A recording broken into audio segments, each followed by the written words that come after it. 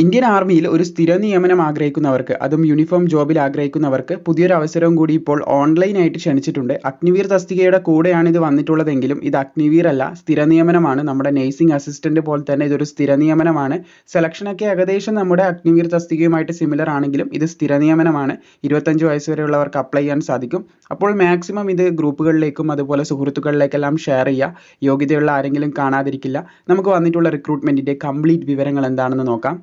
Indian army പുതിയൊരു വിജ്ഞാപനവും കൂടി ഇപ്പോൾ ക്ഷണിച്ചിട്ടുണ്ട്. അഗ്നിവീർ അല്ല, സ്ഥിര നിയമനമാണ്. ഇതിനു മുമ്പ് അഗ്നിവീർ അല്ലാതെ നേഴ്സിംഗ് അസിസ്റ്റന്റിലേക്ക് സ്ഥിര നിയമനം ക്ഷണിച്ച കാര്യം നമ്മൾ അപ്ഡേറ്റ് ചെയ്തിട്ടുണ്ടായിരുന്നു. അതുപോലെ ഇതിലേക്ക് അപേക്ഷിക്കാനുള്ള പ്രായപരിധി എന്ന് പറയുന്നത് 25 വയസ്സ് വരെയാണ്. ഒരുപാട് ഉദ്യോഗാർത്ഥികൾക്ക് ഇതിലേക്ക് അപേക്ഷ സമർപ്പിക്കാൻ സാധിക്കുന്നതാണ്. സോ നിങ്ങൾക്ക് ഇവിടെ കാണാൻ സാധിക്കുന്നതാണ് പുതിയൊരു വിജ്ഞാപനം പുരുഷന്മാരിൽ നിന്നാണ് ക്ഷണിച്ചിട്ടുള്ളത്.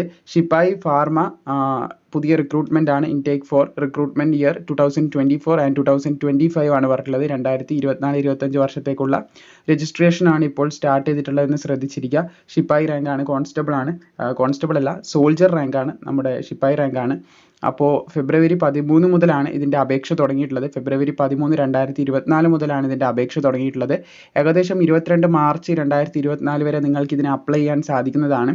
അതുപോലെ തന്നെ ഇതിൻ്റെ ഓൺലൈൻ എക്സാമിനേഷൻ കണ്ടക്ട് ചെയ്യുന്ന ഡേറ്റ് ആയിട്ട് പറഞ്ഞിട്ടുള്ളത് 22 ഏപ്രിൽ 2024 ആണെന്ന് ശ്രദ്ധിച്ചിരിക്കുക. അപ്പോൾ ഈ ഒരു നോട്ടിഫിക്കേഷൻ പ്രകാരം ഇതിൽ അപേക്ഷിക്കാൻ സാധിക്കുന്ന സ്ഥലം എന്ന് പറയുന്നത്, ഡിസ്ട്രിക്റ്റ് എന്ന് പറയുന്നത് നിങ്ങൾക്ക് ഇവിടെ കാണാൻ സാധിക്കുന്നതാണ്. കർണാടകത്തിന് അപേക്ഷിക്കാം, കേരളത്തിനും അതുപോലെ തന്നെ ലക്ഷദ്വീപും മാഹിയും, യൂണിയൻ ടെറിട്ടറി ആയിട്ടുള്ള ലക്ഷദ്വീപ്, മാഹി, പിന്നെ ഓൾസോ നമ്മുടെ കേരളവും ഇതിലുണ്ടെന്ന് ശ്രദ്ധിച്ചിരിക്കുക. ഇത്രയും അധികം ഉദ്യോഗാർത്ഥികൾക്കാണ് ഇതിലേക്ക് അപേക്ഷിക്കാൻ സാധിക്കുന്നത്. പിന്നെ ഇതിന് അഡാപ്റ്റബിലിറ്റി ടെസ്റ്റ് ഉണ്ടാവും. അവിടെ മാത്രമേ മൊബൈൽ ഫോൺ അലൗഡ് ആയിട്ടുള്ളൂ. അഡാപ്റ്റബിലിറ്റി ടെസ്റ്റ് എന്ന് പറയുമ്പോൾ ഒരു സൈക്കോളജിക്കൽ ടെസ്റ്റ് ആയിട്ട് ആർമിയിലുള്ള ജീവിതം ഫേസ് ചെയ്യാൻ പറ്റുമോ എന്നുള്ള കാര്യങ്ങളൊക്കെ ടെസ്റ്റ് ചെയ്യുന്ന ഒരു ടെസ്റ്റ് ആയിട്ട് കണക്ക് കൂട്ടാം. അതുപോലെ തന്നെ ഈ ഒരു റിക്രൂട്ട്മെന്റിന്റെ ബേസ് എന്ന് പറയുന്നത് അഗ്നിവീർ തസ്തിക പോലെ തന്നെയാണ്. ആദ്യം എക്സാം ഉണ്ടാവും, അതുപോലെ തന്നെ രണ്ടാമത് റിക്രൂട്ട്മെന്റ് റാലി, ആ ഒരു മെത്തേഡിലാണ് വരുന്നത്. പിന്നെ ഇത് അഗ്നിവീർ അല്ല, സ്ഥിര നിയമനമാണെന്ന് ശ്രദ്ധിച്ചിരിക്കുക. അതുപോലെ തന്നെ നിങ്ങൾക്ക് ഇവിടെ കാണാൻ സാധിക്കും ഇതിൻ്റെ അപേക്ഷാ ഫീസ് എന്ന് പറയുന്നത് 250 രൂപ ഉദ്യോഗാർത്ഥികൾ അപേക്ഷിക്കുമ്പോൾ അപേക്ഷാ ഫീസായിട്ട് അടക്കണമെന്ന് പ്രത്യേകം ശ്രദ്ധിച്ചിരിക്കുക. അതുപോലെ തന്നെ ബാക്കിയുള്ള ഡീറ്റെയിൽസ് നോക്കുകയാണെങ്കിൽ ഇതിനാദ്യം നിങ്ങൾ രജിസ്റ്റർ ചെയ്യണം. ഇന്ത്യൻ ആർമിയുടെ വെബ്സൈറ്റിൽ കയറി രജിസ്റ്റർ ചെയ്ത് കഴിഞ്ഞാൽ നിങ്ങൾക്ക് അപ്ലൈ എന്നുള്ള ബട്ടണിലൂടെ ക്ലിക്ക് ചെയ്ത് അപ്ലൈ ചെയ്യാം. പക്ഷെ അതിന് മുൻപ് ഇതിൻ്റെ യോഗ്യത, എലിജിബിലിറ്റി ക്രൈറ്റീരിയ എന്താണെന്ന് നിങ്ങൾ അറിഞ്ഞിരിക്കണം. അപ്ലൈ ചെയ്യേണ്ട യോഗ്യത നോക്കുകയാണെങ്കിൽ ശിപ്പായി ഫാർമയിലേക്ക് അപേക്ഷിക്കാനായിട്ട് +2 ഉണ്ടായിരിക്കണം എന്നാണ് പറഞ്ഞിട്ടുള്ളത്. അല്ലെങ്കിൽ തത്തുല്യമായിട്ടുള്ള യോഗ്യത ഉള്ളവർക്കും അപ്ലൈ ചെയ്യാൻ സാധിക്കുന്നതാണ്. പിന്നെ അതുപോലെ തന്നെ and qualify in diploma of pharmacy with 55% മാർക്കോട് കൂടി അതിൻ്റെ കൂടെ register with the state pharmacy council കൂടി ഉണ്ടായിരിക്കണം എന്ന് പറഞ്ഞിട്ടുണ്ട്. ഇനി ആ യോഗ്യത ഇല്ലെങ്കിൽ pharmacy council of India individual qualify in bachelors of pharma with 50% മാർക്കോട് കൂടി ഉണ്ടെങ്കിൽ അപ്ലൈ ചെയ്യാം. അതുപോലെ തന്നെ and register with state pharmacy council അല്ലെങ്കിൽ pharmacy council of India will also be eligible എന്ന് പറഞ്ഞിട്ടുണ്ട്. സ്റ്റേറ്റിൻ്റെ കീഴിലോ സെൻറ്ററിൻ്റെ കീഴിലൊക്കെ നിങ്ങൾ രജിസ്റ്റർ ചെയ്തിട്ടുണ്ടാവണം. ഡിപ്ലോമയോ അല്ലെങ്കിൽ ബാച്ചിലേഴ്സോ പഠിച്ചിട്ടുണ്ടെങ്കിൽ, ഫാർമയിൽ പഠിച്ചിട്ടുണ്ടെങ്കിൽ അപ്ലൈ ചെയ്യാമെന്നാണ് പറഞ്ഞിട്ടുള്ളത്.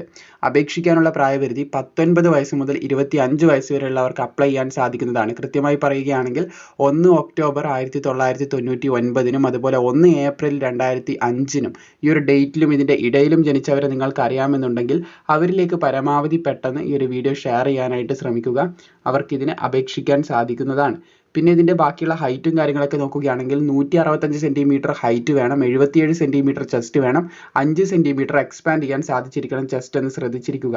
അതുപോലെ ബാക്കിയുള്ള ഇമ്പോർട്ടൻ്റ് ആയിട്ടുള്ള വിവരം പറയാനുള്ളത് ഇതിൻ്റെ വെയിറ്റ് ആണ്. വെയിറ്റ് ഹൈറ്റിന് ആനുപാതികമായിട്ടാണ് പറയുന്നത്. അതായത് 164 സെൻറ്റിമീറ്റർ ഹൈറ്റ് ഉള്ള ഒരു വ്യക്തിക്ക് മിനിമം 48.4 കിലോഗ്രാം ഭാരം വേണം. മാക്സിമം 17 to 20 വയസ്സിൻ്റെ ഇടയിലാണ്. അതായത് 20 ഇവിടെ നമ്മൾ കണ്ടു ഇതിൻ്റെ അപേക്ഷ സ്റ്റാർട്ട് ചെയ്യുന്നത് ഏകദേശം 19 വയസ്സ് മുതലുള്ളവർക്കാണ് അപ്ലൈ ചെയ്യാൻ സാധിക്കുന്നത്. അപ്പോൾ ഇവിടെ നിങ്ങളുടെ ഏജ് 19ഉം 20ൻ്റെയൊക്കെ ഇടയിലാണെങ്കിൽ മാക്സിമം നിങ്ങൾക്ക് 59.2 കിലോഗ്രാം വരെ ഭാരമാകാം. അതിൻ്റെ മുകളിൽ 20 മുതൽ 25 വയസ്സ് വരെ ആണെങ്കിൽ 61.9 കിലോഗ്രാം വരെ ഭാരമാകാം. ഇതാണ് മാക്സിമം വെയിറ്റ് എന്ന് പറയുന്നത്. പ്രായത്തിൻ്റെ അടിസ്ഥാനത്തിൽ ഇതാണ് മാക്സിമം വെയിറ്റ്. ഇത് മിനിമം ആണ്. ഈ ഒരു മിനിമം എന്തായാലും ഉണ്ടാവണം, മാക്സിമത്തിൽ കൂടാനും പാടില്ല. അങ്ങനെ നിങ്ങളുടെ ഹൈറ്റ് എത്രയാണോ അതിന് ആനുപാതികമായിട്ടുള്ള വെയിറ്റും കാര്യങ്ങളൊക്കെ നോക്കി മനസ്സിലാക്കിയതിന് ശേഷം നിങ്ങൾക്ക് അപ്ലൈ ചെയ്യാൻ സാധിക്കുന്നതാണ്. പിന്നെ ഇവിടെ റിലാക്സേഷൻ പറയുന്നുണ്ട്. സ്പോർട്സ്മാന് ഇവിടെ 2 സെൻറ്റിമീറ്റർ ഹൈറ്റിലും 3 സെൻറ്റിമീറ്റർ ചെസ്റ്റിലും 5 കിലോഗ്രാം ഭാരത്തിലും ഇളവ് നൽകുന്നതായിട്ടുള്ള കാര്യം പറയുന്നുണ്ട്. പിന്നെ ഏതെങ്കിലും RBയിലുള്ളവർ അഡോപ്റ്റ് ചെയ്തിട്ടുള്ള, അതായത് ദത്തെടുത്തിട്ടുള്ള കുട്ടികളാണെങ്കിൽ അവർ അപേക്ഷിക്കുന്നുണ്ടെങ്കിൽ 20 മാർക്ക് അവർക്ക് ബോണസ് ആയിട്ട് ലഭിക്കുന്നതാണ് ഈ ഒരു എൻറ്റയർ സെലക്ഷൻ പ്രോസസ്സിൽ. പിന്നെ സ്പോർട്സ്മെനൊക്കെ 20, 15, 10, അതുപോലെ തന്നെ 10, 15, പിന്നെ 5 ഓരോരോ റെപ്രസെൻറ്റ് ചെയ്യുന്നതിനനുസരിച്ച്, അതായത് 20 മാർക്ക് അത് കിട്ടുന്നത് ഇൻ്റർനാഷണൽ ലെവലിൽ ഇന്ത്യനെ റെപ്രസെൻറ്റ് ചെയ്താലാണ്. അതുപോലെ തന്നെ സ്റ്റേറ്റ് ലെവലിൽ സീനിയർ ജൂനിയർ പങ്കെടുത്ത 15 മാർക്ക് കിട്ടും. അങ്ങനെ ഓരോരോ റെപ്രസെൻറ്റേറ്റീവിന് അനുസരിച്ചിട്ട് നിങ്ങൾക്ക് മാർക്ക് ഇവിടെ നൽകപ്പെടുന്നതായിട്ടുള്ള കാര്യം പറയുന്നുണ്ട്.